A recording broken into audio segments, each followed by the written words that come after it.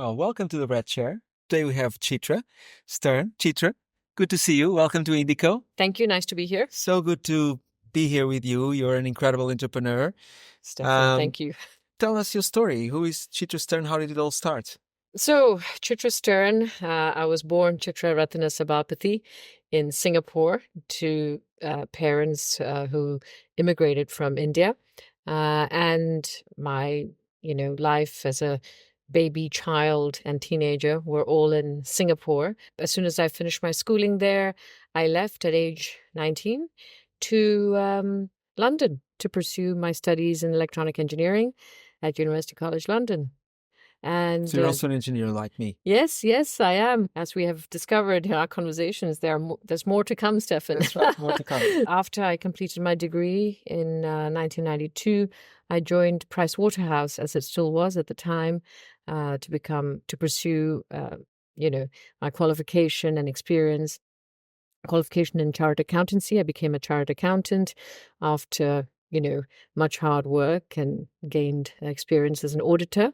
It's an audit and business advisory. After qualifying as a CA in London, I moved to the management consulting division within Pricewaterhouse. Right, and I was at Arthur Andersen at the consulting as well. And we In hadn't London. met, the parallel That's universes. right, in London. I was in London as well. A few Yeah. years later, maybe, but still. Yeah. So, we had not met by this point in time. Little did we know Exactly. that, we would meet later. A couple of years in management consultancy, I actually decided to leave Pricewaterhouse to pursue an MBA, a full-time MBA at the London Business School. But before I left, I met my Swiss husband, Roman Stern, from Zurich, Switzerland. Again, another twist in the tale. Singaporean, Indian meets, Swiss German in London. Very diverse. It was destiny, obviously. But that was also quite interesting in this whole story, because an important point, because we decided to look at entrepreneurial ventures from that time onwards, something for ourselves. It was an exciting time, 1998, when I started the MBA. Google had just been discovered. Amazon was an online bookstore, and the .com .com boom. boom was happening. So Exactly. I sort of geared my electives in the second year towards sort of startups, financing an entrepreneurial business and learning about VCs. And Like me, but Yeah. across the pond in across the pond, Harvard. in Harvard, exactly. We looked at various interesting opportunities, IT-enabled services delivered out of India, transcription services for medium-sized law firms. We started looking at a venture. We named it Cyber Meals. What I can best describe as a very old version of Uber Eats and Netflix joined together. It was about picking up a meal at any restaurant of your choice, a bottle of wine from Oddbins Wine Merchants, Okay. and a videotape from Blockbuster's Video. Like Netflix at the beginning. Netflix at the beginning. So around that time, though, we also got to see some project opportunities in real estate and tourism in Croatia and Portugal in the Algarve. And why was that? Because Roman had left Pricewaterhouse around the same time to do a small real estate project in Zurich, which actually enabled us to make our very first small capital to bring to Portugal. Also, on behalf of some shareholders of a project in Ireland, in County Cork, in West Cork. And these were the sort of beginnings of our interest. Real estate. Real tourism. estate and tourism, because that was a little boutique hotel out in West Cork, the one in Ireland. And this was, sort of high-end apartments. And how did you end up coming to Portugal then? So, Portugal. So we were looking at projects, there were people who were showing us projects in Croatia and potential projects in the Algarve. Croatia had just come out of a war. Portugal, on the other hand, in comparison, had been part of the European Union for 15 years by this point. This was in 2001. On the verge of becoming an euro founding country. Exactly. The euro was launched, I think, beginning of 2002. So, we were some months away from that. And EU infrastructure funds were kicking in. So highways were being built, the North-South Highway, the East-West Highway, several highways connecting the country, increasing connectivity between regions in the country, as well as airports. They were doubling in capacity. Faro Airport was doubling in capacity, specifically, I remember. And Portugal was largely an undiscovered country within Western Europe. Mm-hmm. Yes, of course, there were tourists and, Of course. some Brits and Irish had already discovered it, and Canadians, some Canadian friends, had backpacked all the way to Sagres before. But it was still not on the main map for tourism yet, compared to the south of France, south of Spain, Of course. south of Italy. And we discovered a country, kilometers of white sandy beaches, beautiful weather, all year round weather. I know the Portuguese complain about, the winter, but, We're spoiled. yeah, compared to London, it was fantastic weather. People were so friendly and welcoming. It's still, I would say 23 years later, I still say this is one of the most special things about Portugal is that the people are so welcoming of other cultures and people, people from other religions. And English was already widely spoken at the time, which is important for international tourism. I mean, the rest, we did the due diligence on these interesting projects, but, we jumped, we planted a flag and committed to Portugal by buying a little house in Lagos, Algarve. Algarve, yes. So it was a move from London to Lagos, Yes. Yes, we've spoken about this before. It was leaving our comfort zone. I'd been in London for 12 years, had become British, and, we didn't go to Zurich, which is where Rome is from, but we came for, a new experience in Portugal. And it's a bit like that Paul Simon song. I know, it's, from You Can Call Me Al. We landed here without speaking the language, okay, we held a bit of currency, but not the euro yet. You know what I mean? So you land in a place where you have to learn about the business culture and the local culture. And yeah, apart from the first sort of leap of faith, there was a lot of hard work to do after we landed Lots of here. difficulties as in other entrepreneurial journeys, but you ended up creating a landmark property in the Algarve, on the West Algarve. Yes. So yes, we chose, we had to commit, we had to make a decision. We were about to start a family, and I said, we need to make a choice, commit to a project. There were so many interesting opportunities for us in the Western Algarve. And as I was explaining earlier, the highway, previously stopped in Albufeira. And so it was being completed to Lagos, and hence the opportunity of the Western Algarve that we saw. And, mainly developers were developing in Vila Moura, Quinta do Lago, Val do Lobo, closer to the airport. But we saw opportunity in this, young area, if you Upcoming like, area. upcoming area. I called it an emerging, destination within an established destination, more or less. Yes. It was the case. So low-cost airlines were also changing the scene. Yeah, exactly. Faro is becoming a hub. So there are a lot of great macro things, but I said, this opportunity was really about the beauty of the area, beachfront property as far as location for real estate is concerned. And I still remember thinking, if we're making this big leap to Portugal, we're going to do something of scale. We didn't come here to sort of do a couple of house renovations. So we chose this big project. And as I'm sure you've heard this before, once you bite off something big like that, you got to chew like crazy to sort of make it. Yeah. But you also came up with a very different concept. It was not just a high-end property. Yes, we'd started having children. So this is the thing, we, like many of us, started having children later in our lives because, we're focusing on our careers and, education, etc. before.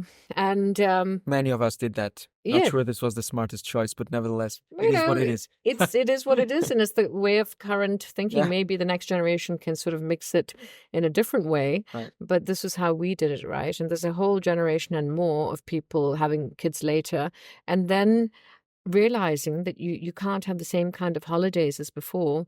You're not welcome in the same luxury hotels, especially if you're sort of, started earning well as a professional. So we saw the opportunity in that.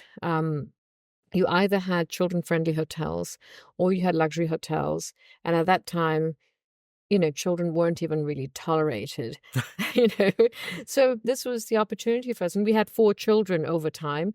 But once we had the first child, we saw this opportunity. And, it's a bit like that Porter's model. You got to do some, unique positioning, differentiate, or sort of cost differentiation, or a position, find a unique selling point. And we felt bringing luxury together with families was a great niche For to sure, address. great niche. You saw the opportunity to, launch something different, Different. a market need that Yes, wasn't met. because there were a lot of golf courses, a lot of 5-star Yes. hotels coming. You needed to differentiate yourself.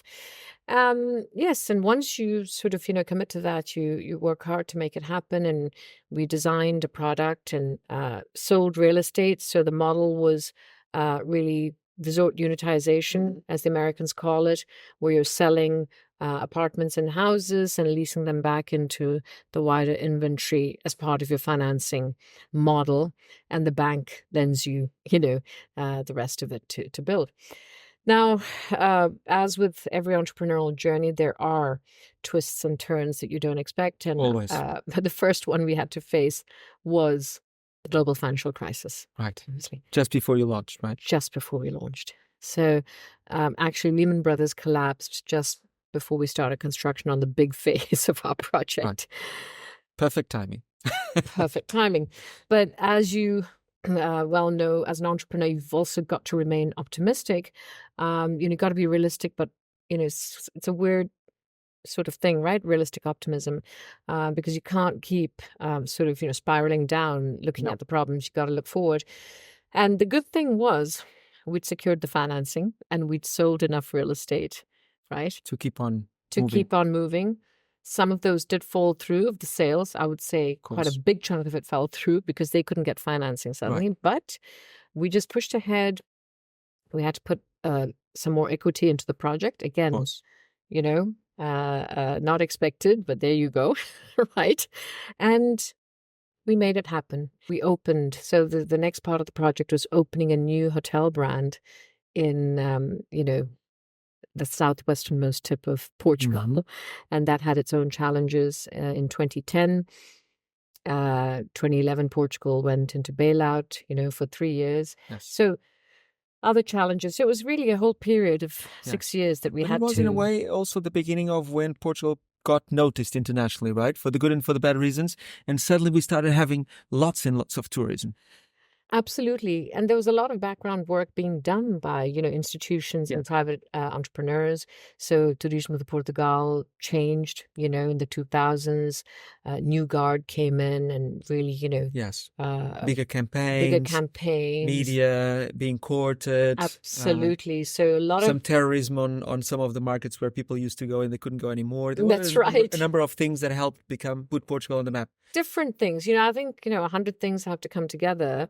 But, hard work was definitely being done in Portugal. And we also did social media campaigns. I mean, we were one of the first hotels actually to go on Facebook. I still remember people saying, oh, that's sort of for individuals. But, we had to think of new ways to bring our brand out there. Yes. We did a lot of PR. We had to promote a destination. As I was saying, Sagres was kind of not the obvious destination where people were heading to. So we had to really promote the destination. And you started having the first few articles about how this country was, fantastic for vacation and so on. And that was quite unique at the time. Now there's lots of articles about Portugal. But suddenly, at that 10, 15 years ago, there were some first few big articles in the international media. 100%. And we were part of that ride. We invited, we spent money on PR, engaging PR agents. And, we also invited journalists to come and experience, our corner of the country, not just our hotel, but we'd take them on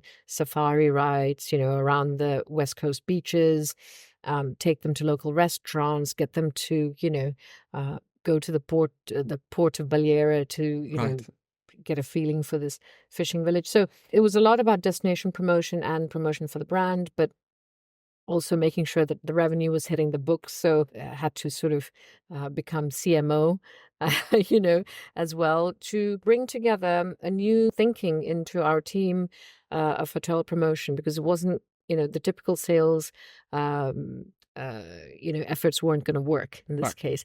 And so, we had the opportunity to be creative. But you also had a great team with Roman, right? Where you were very complementary in terms of founders, we are couple which are co-founders. Co-founders, we had each other. I still think it's extremely difficult being a sole founder of a business. Very difficult. Having a co-founder, with complementary skill sets. He's Swiss.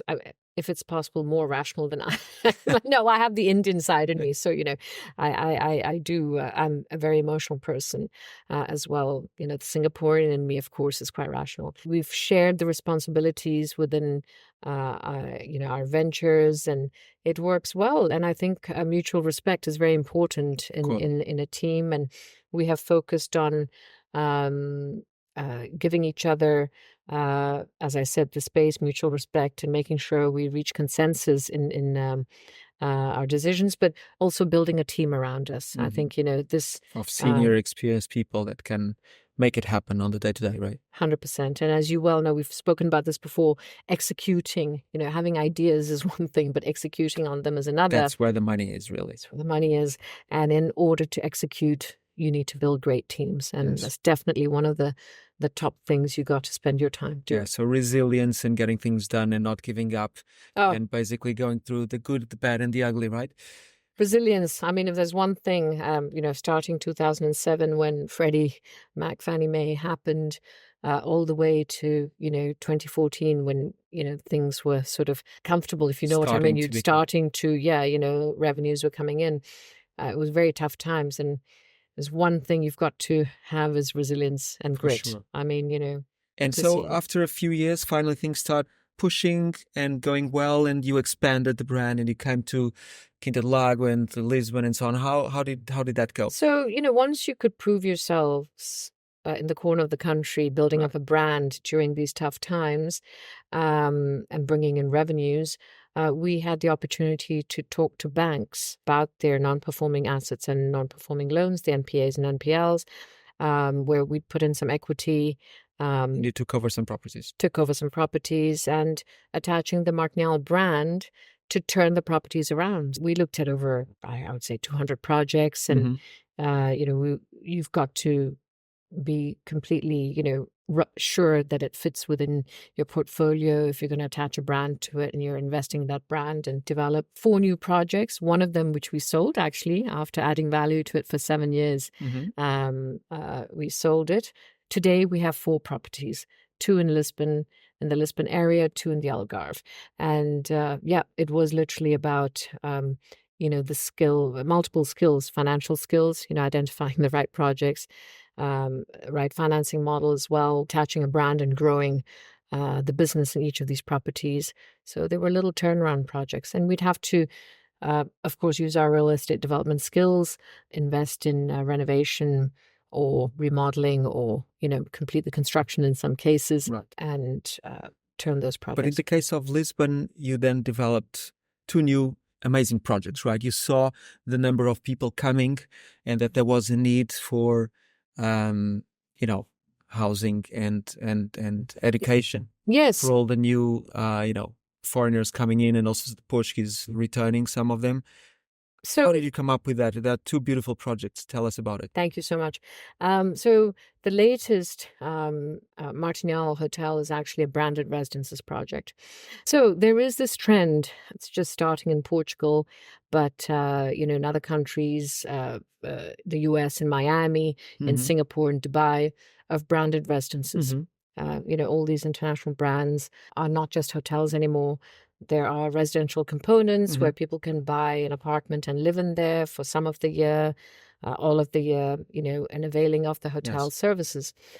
And they're not just vacation clubs, but they're actual branded residences where people can live. And we saw this opportunity in Lisbon because there are a lot of people moving here, but also for Portuguese people who had been exposed to these concepts abroad. We have Portuguese residents in our building as well now.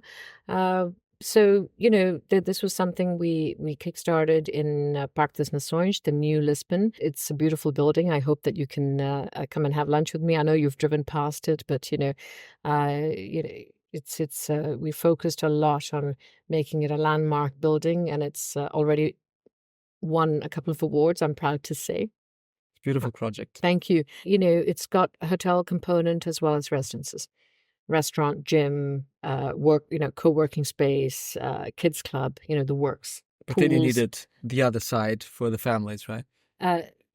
Yeah. The education side. Education side for the families. So when you look at what families need when they move here, or companies, I was part of this foreign direct investment task force that the Prime Minister's office started in early 2017. And, how could I say no when I was so honored to be asked to join this little task force, temporary task force working alongside the Ministry of Economy, as well as tourism, and, involved in the Web Summit and promoting Portugal. Effectively, was promoting Portugal for investment. But the SWOT analysis I did at the time showed that lack of international schools was one of the factors. Was one of the barriers to further foreign direct investment. Right. And what started out as an identification of weakness, became an opportunity. Led to, yes, an opportunity. The idea was actually we were diversifying our real estate interests. We had done it. At that time we started a commercial development as well, an office building. And this originally started out as, okay, we'll develop the international school within an education hub. It's 35,000 square meters or 350,000 square feet above soil. So big real estate development for a small developer, where we still are the primary owners of the projects we do. And the idea was to attract an international school operator. Mm-hmm. However, all these big groups didn't start new schools. Right. They would come in after the school was running. You know all about sort of startup risks. Right. And so, they just came in at a later stage of the venture. But that was good because you had already defined the ethos of the school, right? And what is it? Why did you choose education and the areas of focus of United Lisbon? Yes, so the pillars of this vision really came from deep within us. We're both very passionate about education and firmly believe that education is the way to solve a lot of the world's problems. And this is how we came up with the name United, because it's only by being united can we solve global problems together. And understand each other. And we based the ethos on 5 pillars, which are important for the future of it. Today's education for the future of our children: technology, entrepreneurship, global citizenship, the arts, and sports. Now, obviously, sports is important. That's not something new, but we believed in investing in the facilities in the middle of the city. And you've seen the school. This is something we've committed to put in. We're still in the next phase of building the indoor gym and further outdoor sports facilities. But technology, entrepreneurship, global citizenship, these are important pillars for the future. For every child to be exposed and to learn various elements of these pillars. And when I say global citizenship, I mean not just being a good citizen in your own country, but also understanding what global sustainability is about at a local level, at a foreign, global level. Understanding other cultures. Empathy for other cultures. Right. Being an international student means, we have 55 different cultures, nationalities in our school, for example. So working alongside all these children every day automatically conditions you to have empathy for other cultures, for example. Entrepreneurship, why is that important? It is something that has been identified by governments, even ministries of education. It is important now, they say, and they're developing curricula, but they're not, I would say that it's not in the daily curriculum of, most schools and countries. At all. But we as owners of companies, we know that we want people who think entrepreneurially to solve problems, even in corporates. Yes, even within companies. And it's a mindset more than a job or a function. Exactly. Technology, I mean, that's the obvious thing. I don't need to say much more about it, especially after the last couple of years. But clearly, AI and technology continue to change the world in drastic ways, and we need to prepare our kids better to face the future. So these are the pillars in our ethos, and how that translates into sort of curriculum, after school activities. And that's hard because we're trying to change a structure that is there of something that leads up to the International Baccalaureate. But this is where it's a daily work, and it's a work in progress. And eventually a foreign group got in, and now you have that's right. So Duke's Education Group came in 2 years after we opened. I mean, the other story to tell there is that we opened in September 2020. Ta-da! I had to face yet another pandemic. Never thought that we'd have to face something like that, but there we were. Started the putting the project together in 2017 and 18, and then when we opened, we were in the middle of a pandemic. So we started with 80 kids, and when Duke's Education Group, we brought them in as an equity partner at the end of 2022. So we'd been open for a little over 2 years, and we had, by this point, over 500 kids. Right. So, quite an exciting journey. So I'm still on the board and, continue to be involved. Of course. And it's been quite an exciting venture to see. So, I mean, in the end, you started with being a consultant, an engineer, and then an accountant, and then a consultant, and then an entrepreneur in real estate and tourism, and now in education. You've talked about resilience and being able to transform and to adapt. What other things would you say are the big lessons for younger entrepreneurs that want to start? What are the characteristics that you think that they should develop? I think every entrepreneur should have some finance competence as well. I really because financing is key. It's key, right? Whether you're raising funding or building a business. And I know one of my top tips for entrepreneurs is focus on the revenue. If you've got the cash in the bank, you can sort things out. But if you don't have revenue, it's very difficult to pivot and do even change your concept. So I would highly advise every entrepreneur to understand the game, to get some financial competences under your belt, even if it's online courses, you understand some of the terms, but get the right people on your team on board as well. I mean, we spoke about building teams. If you don't have certain competences in your team, get a co-founder, get, the right people on the team by, employing people. So I think team building, apart from focusing on finances and revenue, it's about the team. Team. Those competences. So, build great teams, be prepared for the challenges and the, to draw on every reserve of resilience you've ever had. It's not easy. You're going to need it. Absolutely. Ups and downs all the time. Absolutely. So, yeah. Chitra, it was great to have you here. Congratulations on everything you've achieved. And we look forward to the next episodes. Thank you so much, Stefan. Thank you for having me on your show. Thank you. Great pleasure. Thank you.